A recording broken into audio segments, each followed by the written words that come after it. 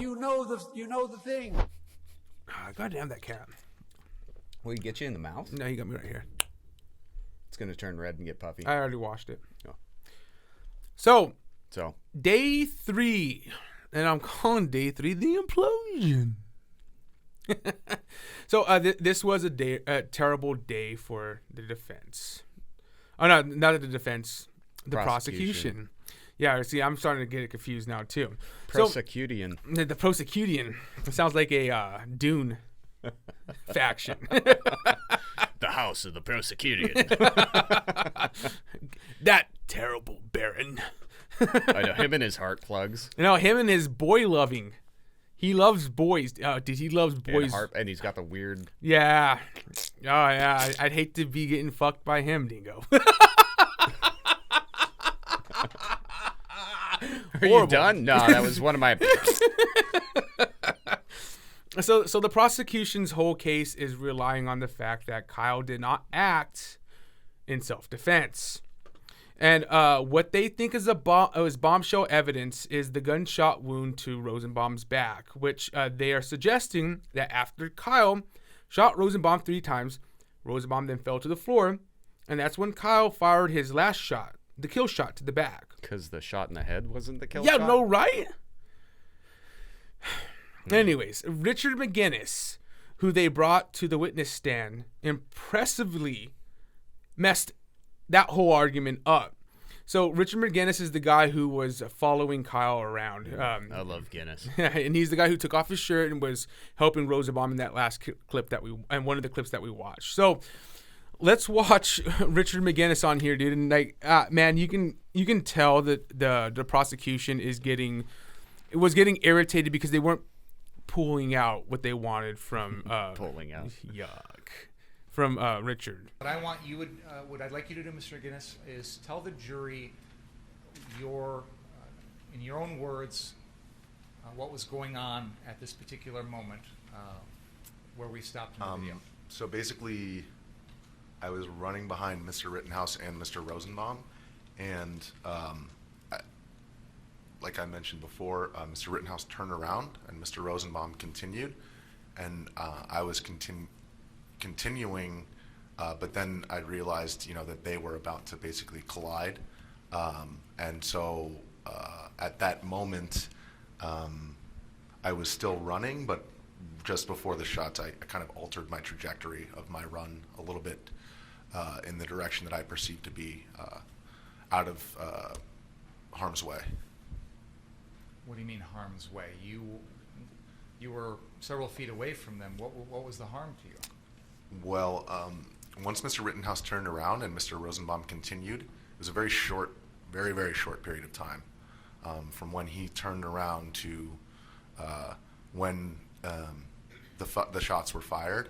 And basically in that very short period of time, I realized that Mr. Rosenbaum was continuing to advance and that Mr. Rittenhouse was standing still, and that they would be, based on Mr. Rosenbaum's, the way that he was running and then eventually lunging towards the front portion of the rifle, it was clear to me that something with the weapon was about to happen, and I didn't want to be on the wrong side of that. When you say something with the weapon was about to happen, what do you mean? Well, it wasn't clear to me whether the weapon would be grabbed or fired or what exactly was going to happen, but it was clear to me that it was a situation where it was likely that something dangerous was going to happen, be it Mr. Rosenbaum grabbing it, Mr. Rittenhouse shooting it. I didn't know, but I knew that my eyes at that moment were, like in this exact moment, were fixated on the barrel of the weapon because I didn't want to end up on the receiving end of that. You said your eyes were focused on the barrel of the weapon. Yes. Where was the barrel of the weapon pointed? At this moment, when he stopped, it was aimed about 45 degrees at the ground. Did the aim of the barrel of the weapon change? It did. And when Mr. Rosenbaum lunged, Mr. Rittenhouse kind of dodged around. And then that's when it was leveled at Mr. Rosenbaum and fired. What was the position of Mr. Rosenbaum's body when the defendant fired at him? Well, there were 4 shots, but it was like in one continuous motion. It was like a lunge towards the front portion, a dodge around, and when he missed, his momentum continued forward. I'm going to stop you for 1 second. Yeah. When he missed, who's he? Mr. Rosenbaum, I'm sorry. Please Yes. continue. When Mr. Rosenbaum did not make contact with Mr. Rittenhouse, or it wasn't clear to me whether or not they made contact, but what was clear to me was that the trajectory of the rifle wasn't really altered by Mr. Rosenbaum's lunge. So if they did make contact, then it was just a glance. It wasn't enough to alter the trajectory of the rifle, but and again, this is just because that was the only thing that I was looking at that point, and it's not clear to me whether he basically fell forward, but that was as I'm going to stop you for a second because you said he again. Can you? Oh, I'm sorry, Mr. Rosenbaum. Okay. He fell forward. Yes, like it was as if, if you were to lunge at somebody, if anybody were to lunge, they'd probably stop themselves, from falling face down on the ground, but the shots were fired in the exact instance that his momentum was going forward, and that continued until Mr. Rosenbaum landed on the ground. When Mr. Rosenbaum landed on the ground after being shot by the defendant, what was Mr. Rosenbaum's body position? He was lying face down. Is it fair to say, if I'm understanding your testimony correctly, that when the defendant shot Mr. Rosenbaum was already falling forward? His momentum, I wouldn't say falling, I would say his momentum was definitely going forward. It's not clear, to me whether he would have, fallen if, the shots hadn't been fired, but certainly his momentum was in the forward direction, and also his hands were out in front of his feet, such that, his center of gravity was beyond where his feet were. You gave an interview in which you characterized this incident as the defendant shooting Mr. Rosenbaum while Mr. Rosenbaum was falling. Do you recall saying that in an interview? There were 4 shots, so I don't recall specifically saying that, but was that the direct quote? Let's put it up on the screen. Well, Tucker, I was just about 10 or 12 feet behind them as they ran into the parking lot, and what I saw was Rosenbaum pursuing Rittenhouse, and Rittenhouse turned around. Now, right before he turned around, I'm not sure if this was a reason why he turned around, but there was a gunshot, and that's actually visible on video. It's not clear whether or not that gunshot was fired into the air or towards Rittenhouse, but Rittenhouse did turn around immediately after that. And at that point, he went from running away to aiming his weapon at Rosenbaum, and I was actually directly behind Rosenbaum. So I took 1 or 2 steps to my right as Rosenbaum was lunging for the barrel of the rifle, and he was that close to him. And Rittenhouse actually took the barrel of the rifle and just dodged around. And at that point, as Rosenbaum was falling forward, he fired quickly 4 shots into Rosenbaum. And at that point, I was only about... We just played an excerpt from a video interview that you did with Tucker Carlson on Fox News. Do you recall this interview? Yes. And the date of this interview is August 28th, 2020. Yes. Does that sound about right? Mm-hmm. So that's 3 days after the event occurred. Is that fair to say? I think it was so it happened on a Tuesday, and I believe that was Friday. Sure, 3 days later. Mm-hmm. Fair to say that on Friday after this incident, your memory of it might be better than it is 14 months later? It's just the same. I'm never going to forget it. Generally speaking, people's memory is better when it's closer in time. You'd agree with that? Yeah. And you mentioned seeing some other videos before you gave this interview to Tucker Carlson. So you had watched some things in those 3 days, correct? That is correct, yes. Okay. But in this video here, you are telling Fox News, Tucker Carlson, that the defendant shot Mr. Rosenbaum as Mr. Rosenbaum was falling forward, correct? Yeah, it's unclear to me because the shots were so quick whether the shots are the reason why he, because he lunged and then the shot was fired as he was lunging. So it was like, I guess, perhaps it was the shots that caused him to then, rather than stopping himself, just fall flat. That's not what you just said. Let's play this back about 20 seconds, please. For the barrel of the rifle, and he was that close to him. And Rittenhouse actually took the barrel of the rifle and just dodged around. And at that point, as Rosenbaum was falling forward, he fired quickly 4 shots into Rosenbaum. And Your interview 3 days after this incident says that Mr. Rosenbaum was already falling forward when the defendant used the gun and discharged the shots.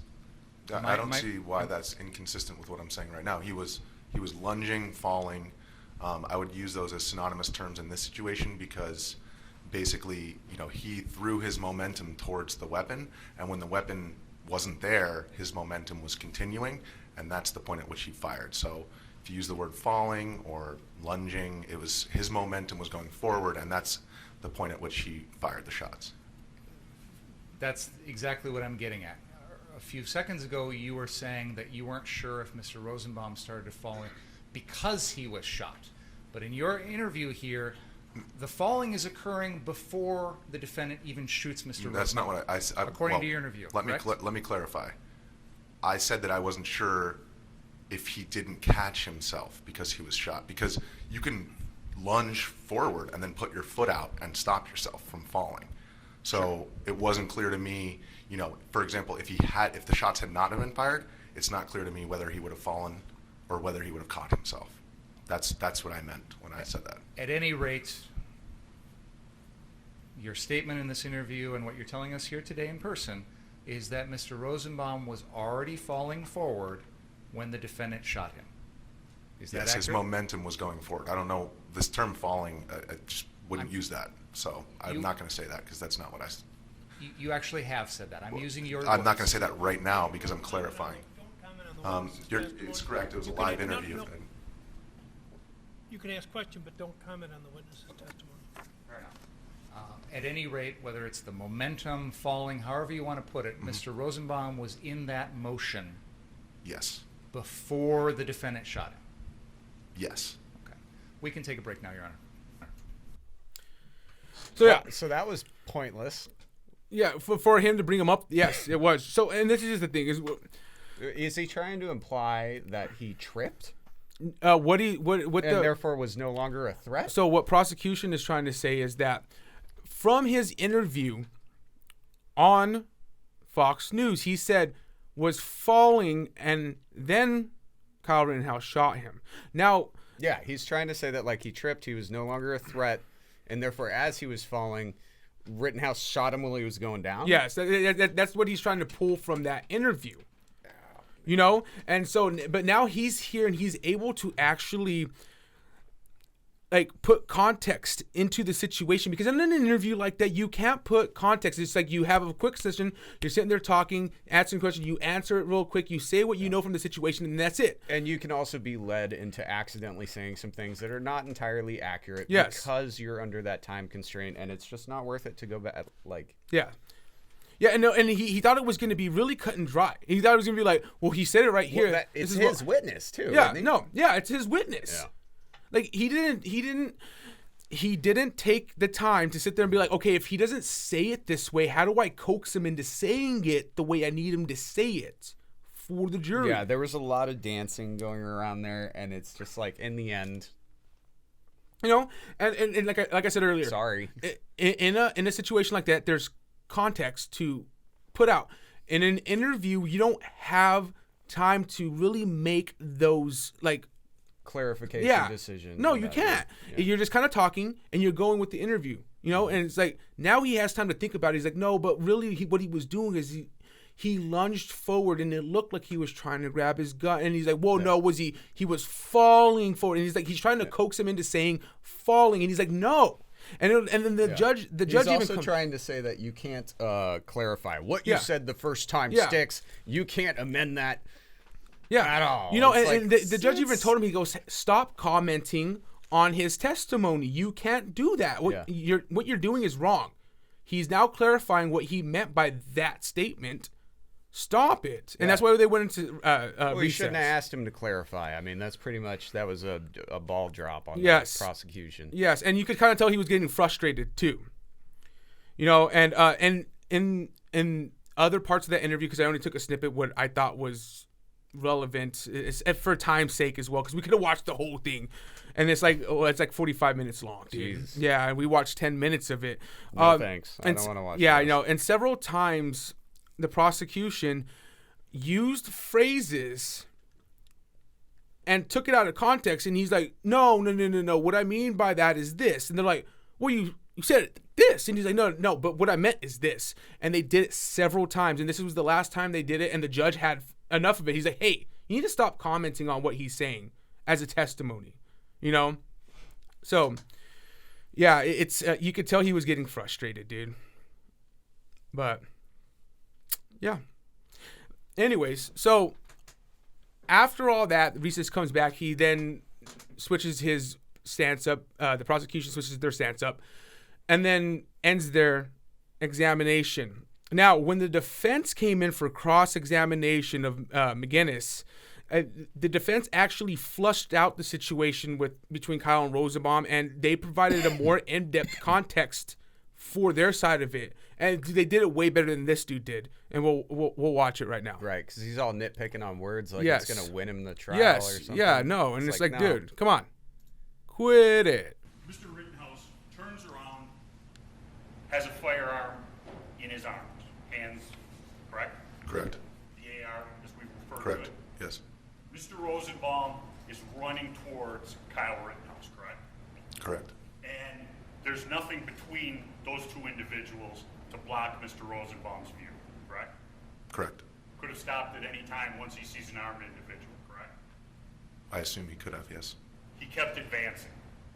Correct. And he continues to advance until he makes a lunge for the weapon, correct? Yes. It appeared that he was lunging for the front portion of the weapon. Okay, which would be the business end of an AR-15. Yes. And you know, as you sit here today, that he yelled the words F you, but the whole words, correct? Yes. Okay. What was the tone of his voice as he yelled that? Very angry. As he goes at Kyle Rittenhouse, correct? Correct. And there's been some statements about him shot in the back. Don't dispute it. If you're Mr. Rittenhouse and I'm Mr. Rosenbaum, did you ever see him turn away from you back to Mr. Rittenhouse? No. Okay? And your vantage point would allow you to see if in fact this is the proverbial shooting an innocent person in the back, correct? You mean, was I close enough? Yeah. Absolutely. Okay, and as he shot, you never saw him turn around, look at you directly, and begin running away for the back shot, correct? Correct. But in my best estimation, I think that the individual and possibly other individuals decided that they were going to get his gun from him. Do you remember telling Detective Sepperson? I do. Yes. What was that statement based upon? It was based upon the way that they were advancing towards him. It seemed that they were trying to move quickly, such that they could catch him. Okay. And from your vantage point, remembering back to that evening, did you see that Kyle Rittenhouse was with anyone that was friendly to him that night? That night? At that time? At that moment, no. Mr. Balsh was with him when I was walking behind them, and then after I saw Yellow Pants guy, that was the last I saw Mr. Balsh. So he was alone Okay. after that. Statement from you to the detective. And it is very clear from the moment I focused on that situation between those two that the unarmed guy got shot, was trying to get his gun. And you remember making that statement? Yes, I do. Okay. And what is that statement based on? That was based on the motion of him running and reaching for the front portion of the rifle. Okay, and that evening you told the detective he paused so it looked like he was very close. You used the word very close. What does that mean to you? Well, I was behind Mr. Rosenbaum, and Mr. Rittenhouse was on the other side of me and Rosenbaum, and so it was clear that as he lunged forward, they almost made contact. It wasn't clear if they did or not, but very close, just meaning like close enough to just reach out and Okay, touch someone. and your perception was that evening as you watched it, he was going for the barrel of the gun. Correct. And the detective followed up on that to pin that down, and you stated, but he was certainly trying to grab the barrel of the gun. You were certain of that night. I'm going to raise my objection again. This is speculation. And I'll repeat my same statement that I made to the jury. There certainly is an element of conclusion in the witness's answer, but that's the way people talk in ordinary discourse and convey information one to another. So they have to weigh it in terms of its reliability, knowing that it's not like a series of photographic images. So overruled. I think it was very clear to me that he was reaching specifically for the weapon, and because that's where his hands went. Your statement to the detective. Yeah, so it was like the guy he shot was like this, and then he was and he leaned in, so he was like this. And so at that time he was shot, he was kind of leaning forward. You were describing to the detective what you observed Mr. Rosenbaum doing, correct? Correct. Could you describe that or show us? It's probably easier to show, to be Please. honest. It's just like he was in a low position. He's in a low position running, and then when he went for the front portion of the rifle, he lunged forward like that. Okay, so you've shown somebody in the tack position, you lunge forward and putting both of your arms out, and you're saying going for the barrel. I would say he was more like kind of in an athletic position, like you would if you were, like running as fast as you could. And then, I'm sorry, could you repeat the second part? So he's running as fast as he could, and then you showed both of your arms going out almost like a Superman? It was like a little bit, I think Superman would be kind of, straight out. It was more like out and down because the rifle was aimed, like it was lower than where his hands were, so his hands were actually going kind of downward as well, And towards the barrel. When he goes for the barrel, what does Kyle do with the gun? He dodged around it And then does what? and then leveled the weapon and fired. And it wasn't necessarily leveled because Mr. Rosenbaum was in a lower position, so it was still somewhat angled towards the ground, but it was leveled at his body. So yeah, and before we even talk about that, I want to remind you, the prosecution, I showed you 10 minutes of a 45-minute examination of that. And I showed you 7 minutes of a cross-examination that was another 45 minutes. And they brought out more evidence for themselves than that dude did in that 10 minutes, because that 10 minutes was the same amount of time for every other thing that he was trying to bring up in his case for Kyle Rittenhouse. And the if he hadn't prosecution. have been nitpicking about the freaking words, he probably only would have had 30 minutes. Yeah, and even Whereas less. They did 45 minutes of all evidence. Yes, yeah, and they brought so much out where it's just like, okay, if I'm the juror, I'm gonna say it's self-defense, dude, and like guys, I've watched hours and hours, and that's boring to me watching that, just watching him explain himself. It's even more boring watching the rest of it. It's like, but that right there kind of shows the contrast between the prosecution and the defense of how they're approaching this situation and who's actually winning here. You know, Well, and nitpicking over whether or not he started falling within a quarter of a second, it brings up the point where, like, so are you implying that, let's just say for an example, that he was falling and Rittenhouse had a quarter of a second to figure that out, and he turned around and just started shooting at his, let's be real, assailant who was screaming "fuck you" and told him earlier he's gonna kill him. yes. So if your reaction time is a full second, let's say you're not that smart, Yeah. you don't have the right to defend yourself anymore No, I mean, come on.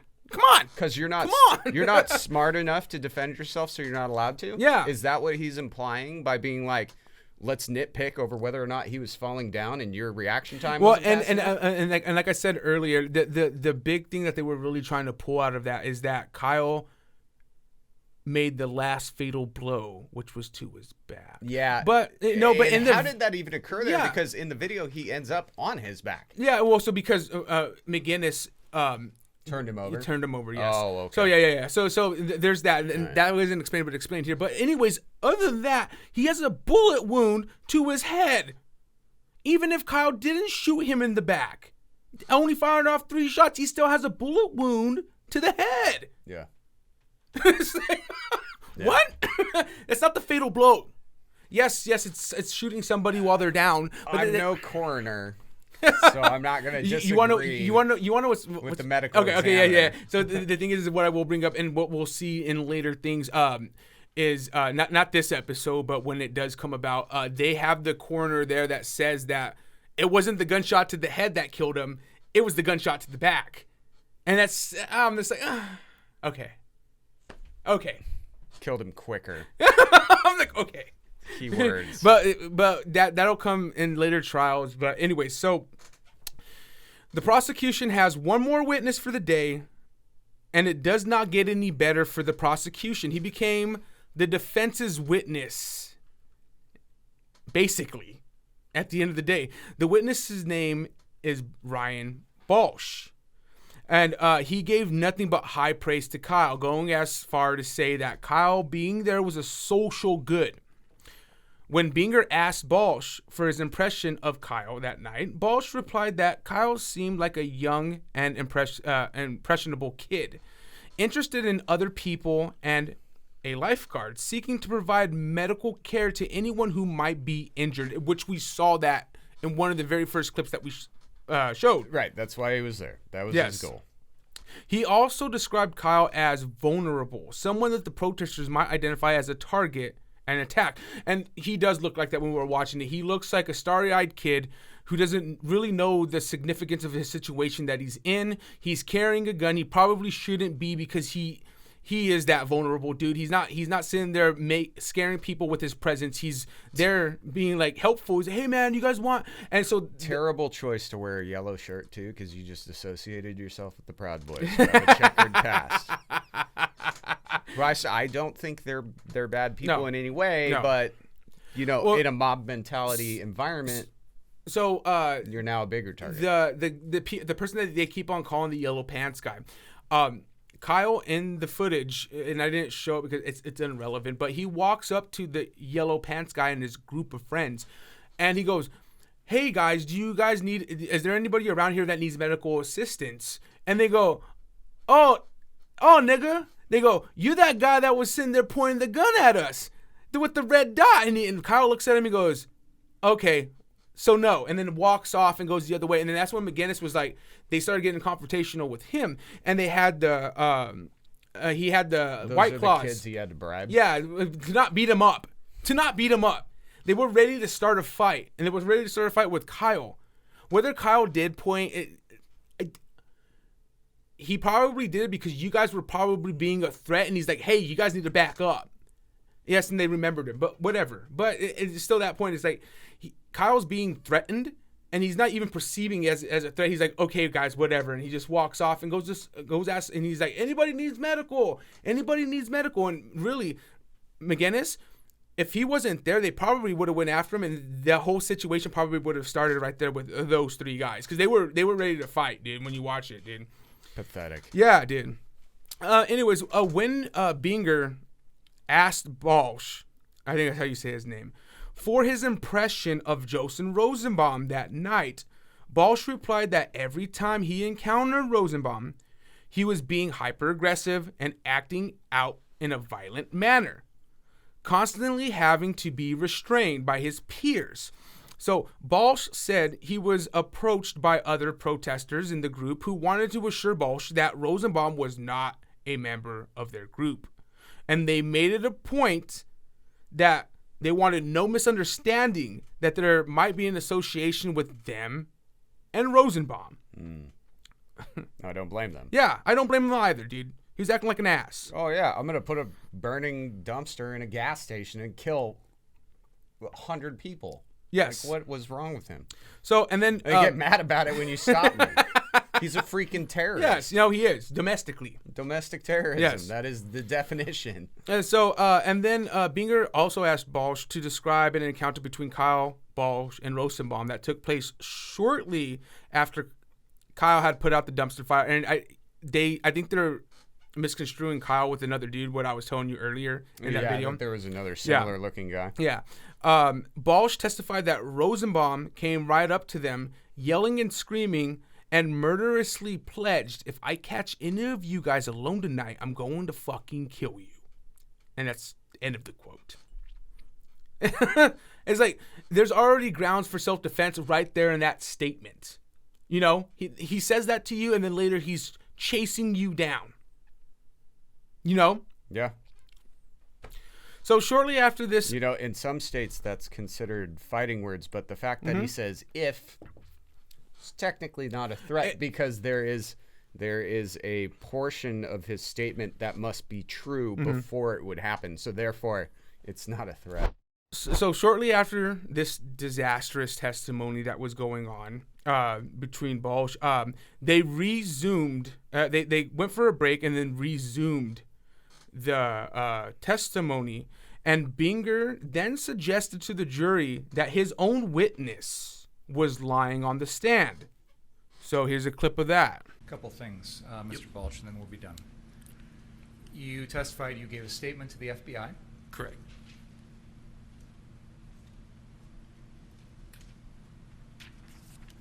That was dated August 28th of 2020. Was it sound right Correct. to you? Yes? That sounds correct. 3 days after this incident. That is correct. When you spoke to the FBI, what was your intent? Well, I really didn't have any intentions of speaking to the FBI. They just showed up at the house. I gave them what information I could remember and what I could make sense of.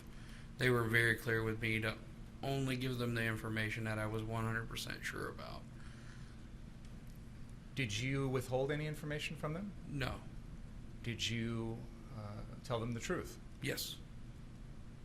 Were events in your mind clearer 3 days after the incident than they might be now? Even then, it was, the whole situation was kind of a big jumble of, and I was trying to put timelines together. So I had told them explicitly that my timelines are going to be a little off. I understand that, but do you think your memory of what happened on the night of August 25th was better 3 days later than it is 14 months later? It would be, yes. When you spoke to the FBI, did they identify themselves as the FBI? Yes. Did you know you were speaking to law enforcement officials? Yes. Did you understand that if you didn't tell them the truth, that could get you in trouble? Yes. And you wanted to be completely honest with them? Yes. Did you understand that they were asking you questions about a homicide? Yes. Did you understand that it would be helpful to give them as much information as possible about what happened here? Yes. Was that what you wanted to do? Yes. Did you want to cooperate with them? Yes. Did you want to tell them everything that you knew about what happened? Yes. In your statement, you say, and I'm going to quote,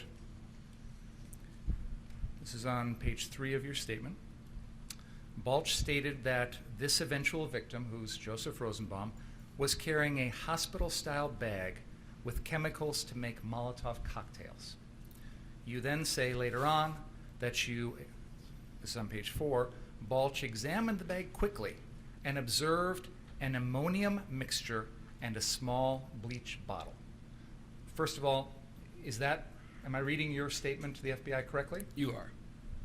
None of that is true, is it? It doesn't appear to be, no. Nowhere in this statement to the FBI did you mention any tall guy with a scraggly beard or a shorter woman with colored hair, correct? Correct. Nothing further. Are you lying under oath today? No, they just never asked those questions. Correct me if I'm wrong, but when the FBI talks to you, they don't write out a statement for you, let you review it for accuracy and completeness, do they? No. They just ask you questions, they show up to your house unannounced, you answer the questions, they leave, and they write down what they think is important. That is correct. I have nothing further. Yeah. All I gotta say, Dingo, is desperation. And that's what that sounded like, you know? I don't understand why they're attacking this so hard. I mean, I understand that, you know, and we've talked about this before. Yeah. Your job as a lawyer is to present your side as ferociously as the other side so that both sides have an equal argument, so that both sides are being fought for equally. Because if one side is kind of like, I don't really believe in it, well, then the other side wins. Then you can go back and be like, well, it's because you didn't do a good job or whatever. So they both need to be fierce and whatever. All lawyers are going to hell. This is because I mean that guy. He has to have seen the videos, but he's like, I'm the prosecuting attorney. I have to do this. It is my job. And this is the thing is like, that's your witness. Why are you trying to discredit your witness now? To waste everybody's time. Yeah, well, and it's not even just that, dude. It's like, what I think it is. Hey, I brought this witness and y'all had to listen to him, but don't listen to him. Don't listen to him. and no, and there's what I feel like through all this, dude. When I was watching, is like he brought in dud after dud after dud, and he's like, what do I do here now? Let's discredit everybody. Let's make sure that to tell the jury and provide this case that not everybody actually remembers what really happened that day. You know, it's like, what? No. It's like, no. At which point you can't convict somebody for murder anyway because it's speculation beyond a reasonable doubt. Yes, that's the actual term. So if your argument is nobody can remember what happened, then case dismissed. Yes, it's done. You know, man, and before we get into the last day, I really, really hope that this jury isn't there to convict Kyle. There's not people there that think that this is closing shut. They don't care what they see. Like with Chauvin, this is what it is. You know, and like I said earlier, the misdemeanor is the only thing I really see. Just like in Chauvin, the only thing I really saw was the manslaughter. And that we both agreed on that. That it was manslaughter. Yeah, because in the end, you illegally had a weapon. Therefore, everything you do with that weapon is illegal. Yes. And that's the misdemeanor part. Hey, at least he walked away with his life and his brain is intact. Yes. But anyway, so day 4. The 4. So the prosecution tried to make their case that day that Huber, the second person that died, was a hero trying to stop an active shooter. That's a stretch. Yes, it is. This introduces the second member of the B team, Assistant DA Jim Cross. Jim Cross brought Miss Hughes, the aunt of Huber, to the stand.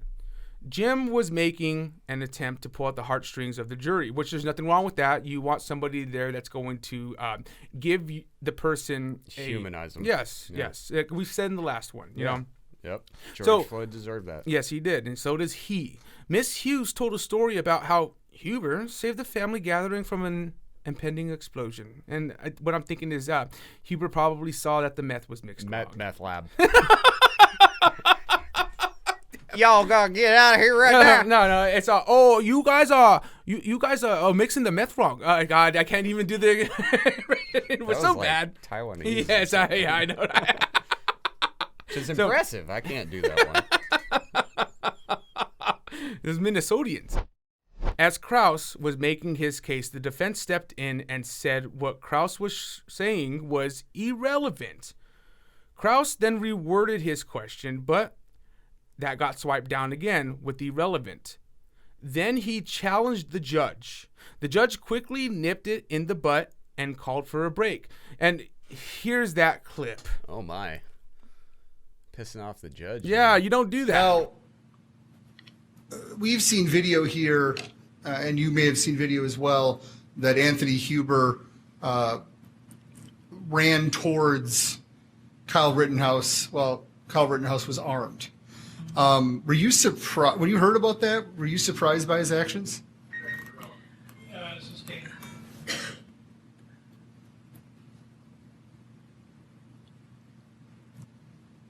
Had you ever seen Anthony Huber run towards danger? Yes. Sustained. As to which ground? Both.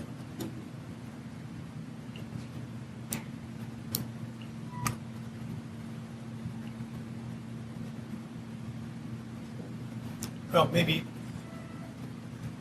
certainly on the second ground. Having a custom, We've heard nothing about having a custom evidence in this case. pardon me? We've heard nothing but having a custom evidence. I think I can rehabilitate. Well, first off, you don't need to comment on the ruling. Secondly, they're different rules. And we've been talking about this all along. There are different rules. Let's take a break. Please don't talk about the case. Lunch is here. Good job, B-Team. Good job. What does this have to do with the case? Yes, he's trying to bring him in good light, but what does it have to do with the case? Yeah, right. And we're not lawyers, but Well, no, no, we're not. But this can, I think it can be put very simply with this, and that's it, just because you have never run towards danger before does not mean you will find a moment of heroism in your own character to do so. Yes. It is completely irrelevant on whether or not you've done it in the past, because what if you never had the opportunity? Yeah. What if it's just never been proved? What if you never had your day where To be a hero. you had your moment where you had to do something to act where you could have changed the outcome of a situation? Yeah. And so it is completely irrelevant. yeah. Well, and even if they were And able why are to, they character witnessing a victim? yeah. No, exactly. I didn't even think about that one, Dingo. Yeah, I mean, Because he's already the victim. yeah, he's a victim. It doesn't matter if he was a good guy or a bad guy. He's a victim, and they deserve justice. And also, just to kind of bring it back, though, in that video, he's not running to try and take his gun away. He tries to hit him first with the skateboard, and then tries to grab his gun. And as he's trying to grab his gun, he goes boom, boom, boom, boom, boom, and then hits him, and he obviously dies. But right. anyways, when they come back from break, there we go. And the burps are coming now, guys. The jury was not in the courtroom. Jesus. Yeah, I know. And the judge told both the prosecution and the defense to make their arguments on relevance of the Hooper story. After an argument, the state decided to withdraw the question for Miss Hughes. And the reason being is because what was going to come up later is they're going to bring a witness for Rosenbaum. And if they can then make their statement on this, then that brings ground for the defense to come in and bring a statement on Rosenbaum's health condition. Sure. And they didn't want to open that up because they at the very beginning they said that they cannot bring that up because it's irrelevant. Okay? So, The next person brought to the stand was Carrie Ann, Swartz. And she was described as the fiance of Rosenbaum. May the Schwartz be with you. Swart. The Schwartz. So this brings up the issue of Rosenbaum's mental health, like we talked about earlier. Right. In the questioning from the prosecution, this is where they fucked up, about the meeting between them that day, Swart said that Rosenbaum had taken his medication before he went out. You got your antipsychotics? Yeah. Okay, have fun. So when the defense came up for the cross-examination, they jumped on the statement because it's already been said now. So now they can use it. Yeah. Right? They're not breaking rules Right, here. because it's part of cross-examination. So they jumped on the statement Swart had made. Miss Swart was, in her testimony, was well informed about both the medication and the therapeutic purposes for Rosenbaum. And because she was Rosenbaum's emergency contact for medical purposes, and it was in regular communication with his healthcare providers on such matters. So does that mean he was incapable of taking care of himself? You know what? That might be that. I don't know. I don't know what they're going to do, but this brings the opportunity for the defense to bring an expert in at a later court date to dismiss Rosenbaum as a victim of homicide. And when I'm eager under what the defense of psychosis. What I'm thinking. So what legal insurrection was saying is that since that statement she gave opened the door, and they can now bring a professional in, he can then say that Rosenbaum himself wasn't in danger to everybody else because of his actual medical history, which they weren't supposed to bring in, period. Yeah. But she opened that door for them to bring in his medical history now. And so since he was out that day, he just got released from a medical facility that day. He's supposed to be on meds. He's obviously not taking his meds which I would think in the timely manner, because he's out for a long period of time and he probably needs to take his meds regularly. He is now a threat to everybody around him because of his mental status. Shit, he was a threat when he was pushing that burning dumpster to a gas station. Yes. But then they can say that he was acting psychotically. Interesting. And when he was acting psychotically and he was threatening everybody, that's also means that he wasn't in the right frame of mind to sit there and not make decisions that could prevent him from hurting somebody else. Man, that sounds so terrible, though. So that's basically they're saying, well, rabid dog gets put down. Hey, I mean, is that really how that law works? That's you know what, man? Sticky wicket, right? Yeah, there, yeah, man. but I don't that, like that. Yeah, I don't like it. You know what, man? I mean, he was obviously nuts. Yeah. He was obviously doing shitty things. He put everyone around him in danger ever since he was pushing that dumpster. Yeah. In, but rabid dog gets put down. Yeah, Like, but like I said, also is he's like not a victim of homicide because he was nuts. well, and that's just the thing is, he put himself, he put Kyle in danger. He put everybody in. Yes, and since he put Kyle in danger because he's not on his meds and he's acting erratically, that put Kyle in a position of self-defense because he's obviously psychotic. The guy's erratic. Yes. I Oh yeah, can't- erratic. I'm using psychotic wrongly. Who can but tell what he's going to do next? I cannot be Yeah. held responsible to somehow know what he's Yeah. going to do next. Yeah. So Yeah. So man, and Interesting. I'm interested to see how they're gonna word this and bring this into the case. because that kind of opens up the thing where you could like approach, let's say somebody's homeless with schizophrenia and they're acting erratically, and you could just shoot him and just be like, I didn't know what he was going to do next. Whoa. No, but that If they're acting erratic. yes. But in Rosenbaum's case, he was acting erratically, but also chasing somebody who I feel like threatened. you could really like push that. It's really dangerous. The B team fails again in that part. They shouldn't have even brought her up. They should have left her alone. They brought him up there as a person to show compassion and failed because they opened up another door for the defense. And according to legal insurrection, and I want to repeat, guys, all this is from legal insurrection. They're practicing lawyers and they know what they're talking about, and I trust them fully on what I'm providing to you guys today. Hey, but go be a judge for yourself. Yes. Legalinsurrection.com. Just go check them out and make your own decision. Yeah. Because to me, they seem pretty spot on. Oh yeah, dude. And when you watch this dude's, and, you would think there's like somebody our age because they're doing a podcast, but this dude's like, he's in his late 50s. He looks like he's been practicing for a long time, and the way he breaks down these trials in his actual podcast, in his video, like, I'm sitting there watching. I'm like, man, you're good at your job, dude. I want you as my lawyer. It's too bad he doesn't do lawyering anymore. He just analyzes other lawyers. He does. He does do lawyering. Oh, he does? Oh yeah, this is his okay. side gig. This is his side gig. His side gig. Because, lawyers, they don't make a lot.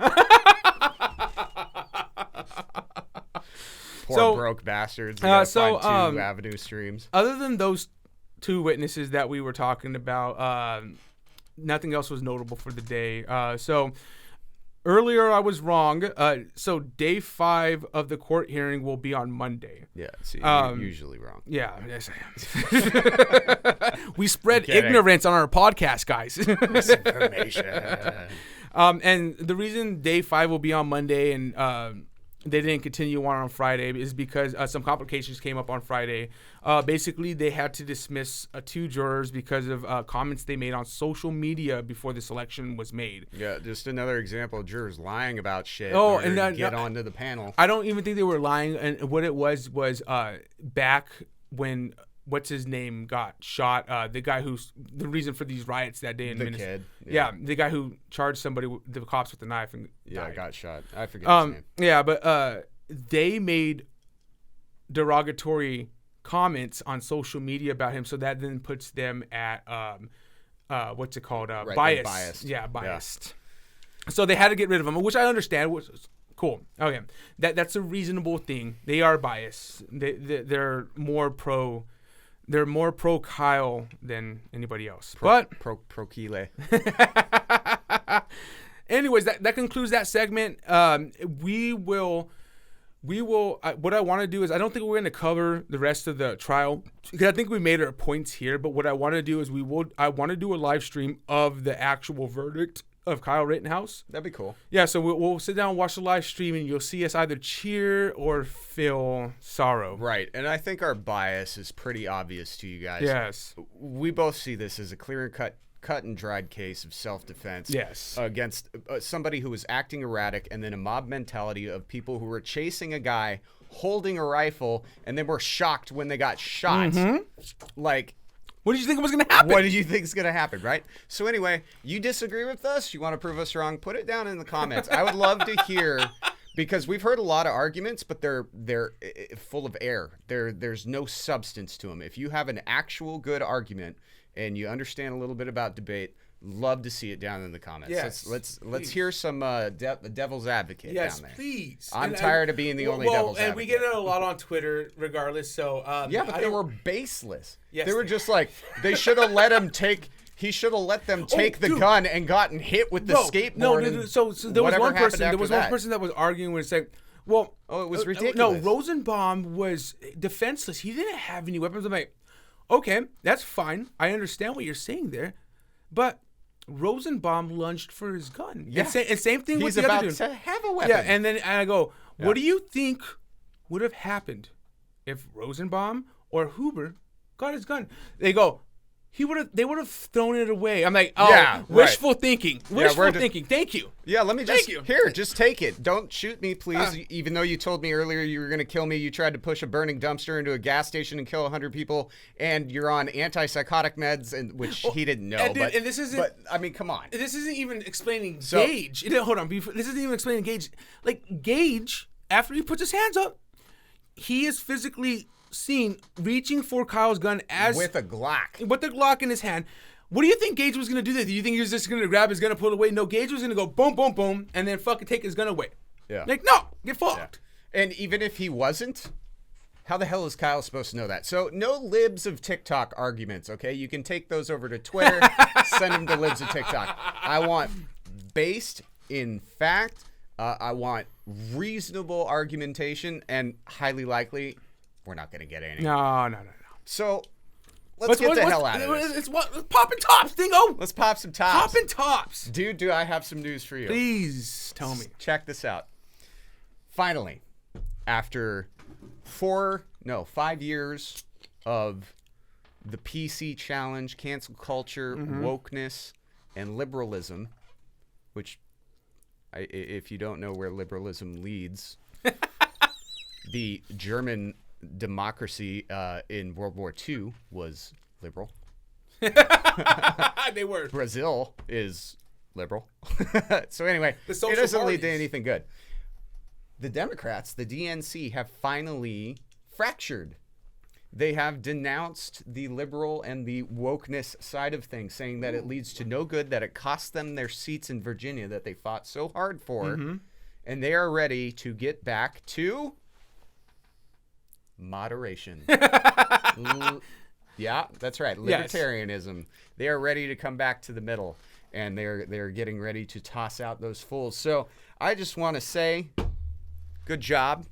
I think you guys are making a smart decision. I think we all need to come back to the middle, and here's to you, DNC, for having a little bit of reasoning. I'm down with that. Hell yeah. We just avoided a civil war. Yes, and this is the thing, guys. Is like I'm very strong Republican. I would like and I would vote for a Democrat that is riding the middle, man. Like mention what's his name? The person who's the Munchausen. Quit it. No, the person who's actually the head Democrat of the Senate. I don't know why I'm forgetting his name, but it's.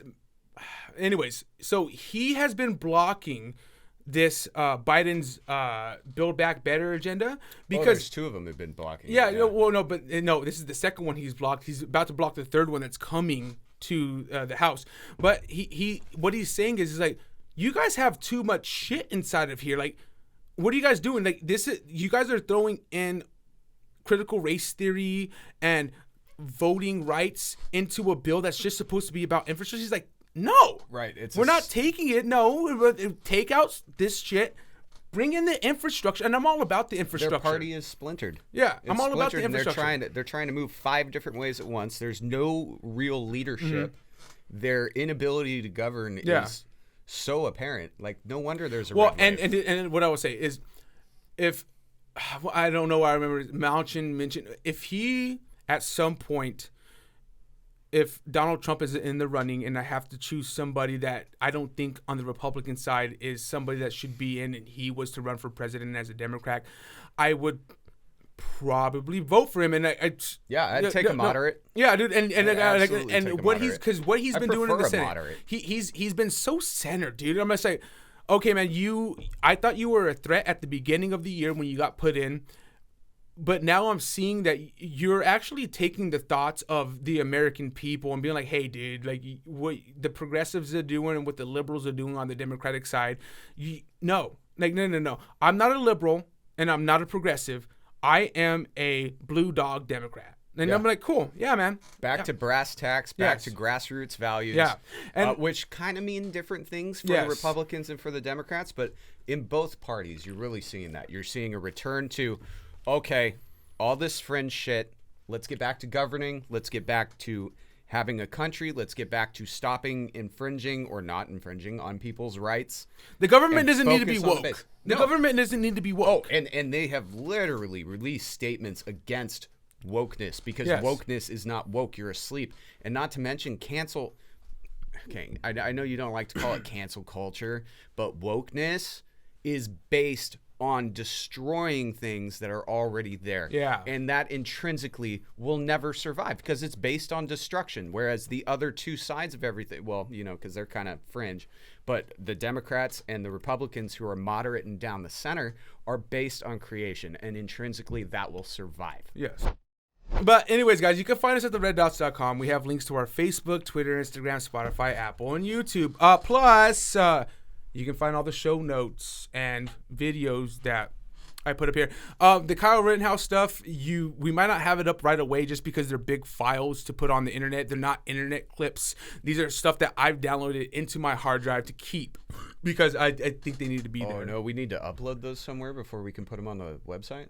No, I don't think so. But they're just big files. Oh, okay. So I don't know how our service works. I link from the internet. Yeah, that's what I'm saying. So those aren't big files, like actual homegrown files, or I don't know how that Well, works. good. Hey, as long as we have copies of them, because one day you won't be able to find this stuff. No. We provide links to all. Anyways, I've already said that. So for the YouTubers, please, We're not desperate. please. Don't listen to this guy. Don't say hit it. subscribe and ring that bell. Maybe give us a like. And the bell should let you know when we put up new episodes. And we're getting better. I don't know if you guys saw. Like, this looks a hell of a lot better, Dingo. I like your separation. I Yes. like that we're both in perspective. Yes. I hate that I didn't shave today. I look like I look like Aaron Rodgers, dude. Like I'm hopeless. So, but we upload every Wednesday. At least we try to. We're getting better at it. Is it on Wednesdays? Yes, it's Wednesdays. We might move it sooner because what we're doing through OBS. But anyways, that's for another time. Announcements. Do we have any announcements? Other than we're definitely, depending on when the Kyle Rittenhouse judgment gets dealt out, we're going to be watching that live. I might call out of work sick on that day just to make sure we're here doing it live. Okay. And actually, we do have an announcement. It's something that's pretty exciting. Mm-hmm. We are finally putting forth into the works to get into business licensure the Red Dots Network. So if you are a podcaster or you want to podcast, we will eventually have open enrollment to come be a part of our server where we promise not to censor you. Yeah. We will not take you down for expounding your opinion about COVID or anything you want to talk about. Yeah. We are all about freedom of speech at the Red Dots Network, and if you want to come be a part of us, you can do that. And we will be sure to post links on the website and announce it when it happens. Yes. But we are starting that. We are starting the long road to owning a server and to starting the actual Red Dots. So, and this is the thing about the server is when you use Liberated Syndicate, Libsyn, or which we use. That's what we use Libsyn, or any other Anchor and shit like that. They put a cap on what you can upload, and they make you pay a premium each time you want to upload more stuff. What we will do is we're just going to give you what we think is a suitable amount. What we use in and storage. We do hour and a half, 2 hour long episodes. Yes. And what So we you should think be is good. used as storage, and it'll be a one-time payment, and we're down the line. If probably you be a need more, monthly it'll be something.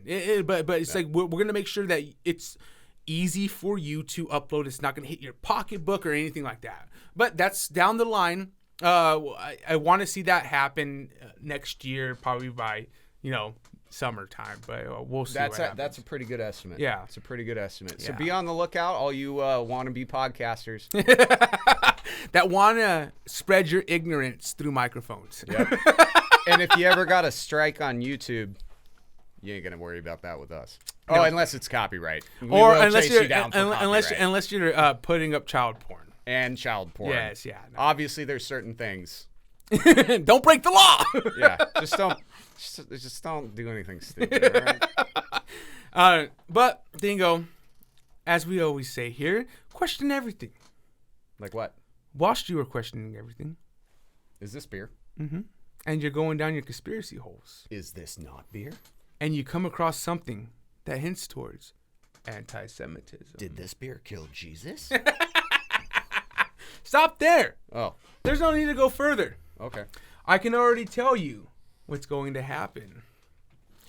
It will get severely anti-Semitic.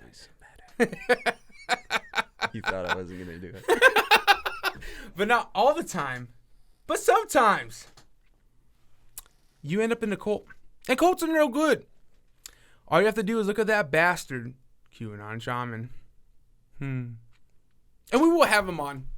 I'm always going to end it with that. He's going to be on this fucking podcast. And once he comes on this podcast, I'm never going to mention his name again at the end of my closing. No, Ever. I know what's gonna happen. You're gonna buy the costume. You're gonna make me dress up like him and act like I'm the QAnon shaman. No, don't tell him that, Dingo. Conspiracy. Was it Dingo or was it him? All right, guys. Thank you so much for listening. We really appreciate your viewership. And as we love to tell you, thanks, Obama.